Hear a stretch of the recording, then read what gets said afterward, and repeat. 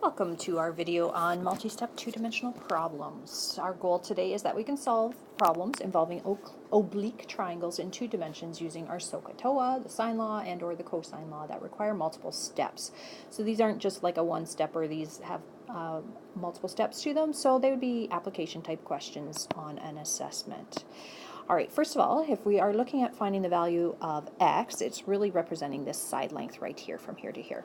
Now, when I start these questions, I notice that I don't have any letters to represent my vertices, and just for the sake of communication, that's the first thing that I would do. So it doesn't matter what letters you do. I like the first of the alphabet, so I'm just going to use A. I'm going to mark that as a B.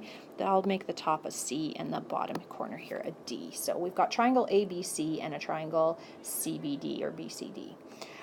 First of all, if I look at my triangle that has the X, my right angle triangle CBD, I have X that I need to find, and I only have my 2 angles, which I could get my third, but I don't have any side lengths to work with. So I can't just start with triangle BCD and go directly and find X.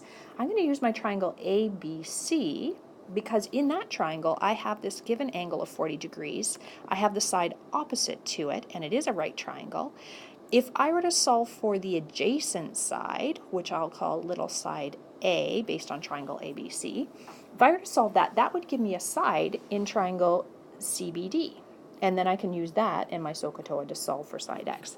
So let's go ahead and write this down. We want to be communicating our solutions clearly, so I'm going to say in triangle ABC, because I'm working with this triangle first of all. In triangle ABC, I know that I have opposite and I want to find adjacent. That's my tan ratio in a right triangle. The tan of 40 degrees is going to equal my opposite, which is 15, over my adjacent, which is the small letter A across from angle A. To solve that, I'm multiplying both sides by A, and then I'm dividing both sides by the tan of 40 degrees. So that really switches the positions of A and the tan of 40 degrees. And then I put that in my calculator, and I'm going to solve to, I didn't specify, we're going to solve this to 1 decimal place. We get A is approximately equal to 17.9 meters.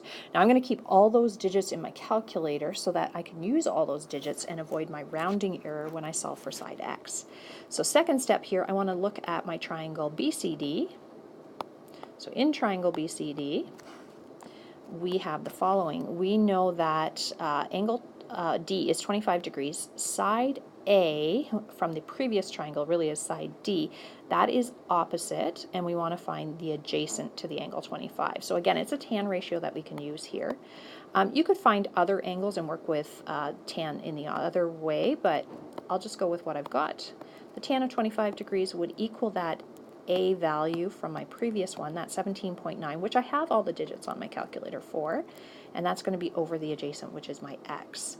So again, X is going to equal that 17.9 blah blah blah over the tan of 25 degrees. And when I use all those digits for my previous answer and divide by the tan of 25, I get X being approximately 38.3 meters. Okay, so therefore X equals approximately 38.3 meters is what we wanted there. So there's no context to this question, so I don't have a formal therefore statement. I just know what my final answer is there. All right, example number 2, we're finding the area of a triangle, which requires us to remember what the area is for a triangle. And hopefully you remember that area is base times height divided by 2.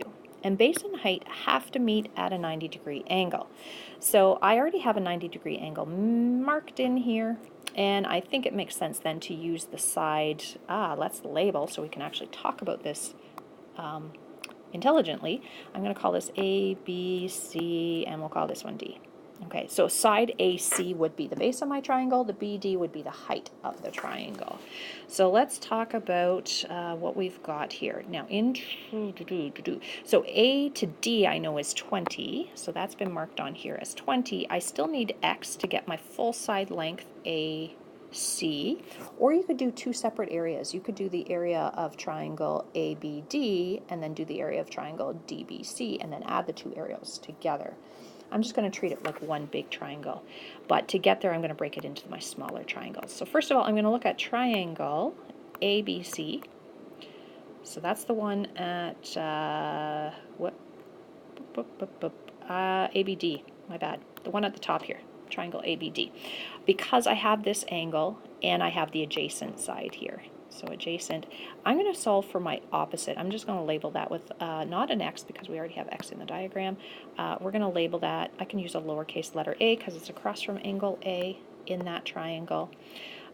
Again, a tan ratio makes sense with this right angle triangle. The tan of 15 degrees would equal side A, the opposite, over the adjacent, which is 20. In this case, I'm just going to multiply both sides by 20, so A will equal 20 times the tan of 15 degrees. And that gives me, if I put that in my calculator, let's go with 5.36 here. I'm going to take 2 decimal places this time. I didn't specify. I'm going to keep all those digits again on my calculator because I'm going to use that value along with the bottom triangle here to solve for side X. So then I'm going to take my triangle. So in triangle BCD, BCD, we get that the tan of 30 degrees will equal opposite, which is X, over that A value that we found. So again, I have all those digits still on my calculator. I'm going to take that, solving for X, I'm going to multiply both sides by the 5.36 times the tan of 30 degrees, and that's equal to my X. And when I put that into the calculator, I get approximately 3.09 there. Okay, so that's the height of my triangle. Overall, my base, so the base of my triangle is equal to 20 plus the 3.09. 20 plus 3.09. So that gives me 23.09 as my base. The height is that A value. So the height of my triangle is the 5.36. And then we're going to calculate the area using the base times height divided by 2. So 23.09 times 5.36. Again, you can break this into 2 separate triangles and then add the individual areas together. I've just chosen to do it this way. And I got approximately 61.88 square meters in this case because I do have units there. So therefore the triangle has an area of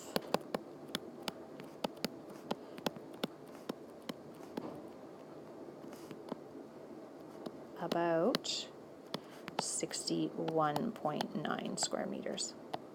I just rounded that to 1 decimal place as a final answer. All right, for our next example here, we again want the area of the triangle. I'm going to label my triangle that I have here as ABC.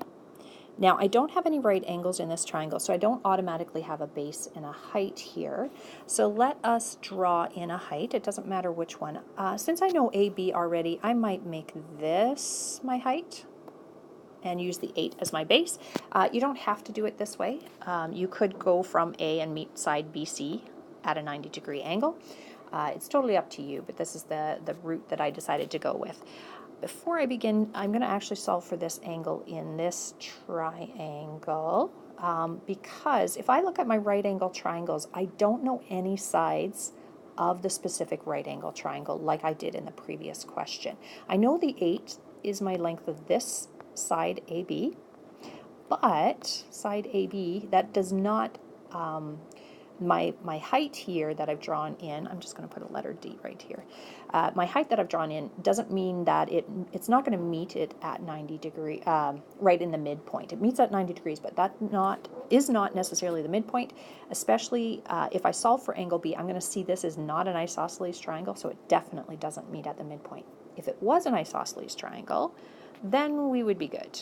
It would meet at the midpoint, and we can just cut that 8 in half.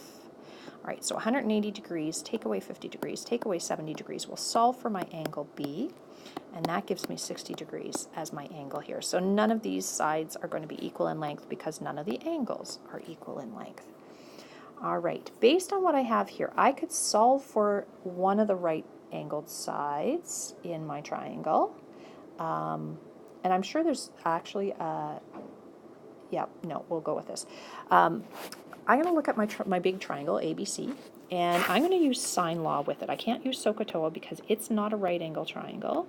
So triangle ABC, the big triangle, I'm going to look at this side A down here, and it's across from angle A, which is 50 degrees. I've got 70 degrees across from the side of 8 meters. So I could solve for my side A. So side A will be divided by the sine of the angle across from it, which is 50 degrees. And that's going to equal 8 divided by the sine of 70 degrees. And if I solve that, I'd be multiplying both sides by the sine of 50 degrees. And when I take 8 divided by sine of 70 and then multiply by the sine of 50 degrees, I get approximately 5.76 meters there. All right, so now I'm going to look at my triangle BCD, the one at the bottom here. So I have this hypotenuse side in triangle DBC, so in this triangle. So in triangle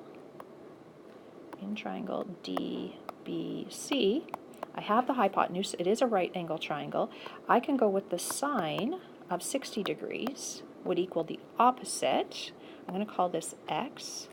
The opposite is my x over the hypotenuse, which is that 5.76, which I have all the decimal values in my calculator still. I'm going to multiply both sides by 5.76, and x is going to be equal to approximately 4.99 when I use all those digits there. All right, so now I have the height of my triangle. My base is 8, so my area for my triangle would be base times height divided by 2. My base is 8. The height is the 4.99-ish that I have on my calculator, and divide that by 2. I get approximately 19.95 meters squared. So therefore, the area of the triangle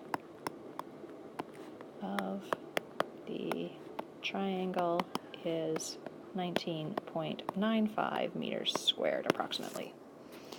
All right, we have one more question here, but I'm going to do that on the next video.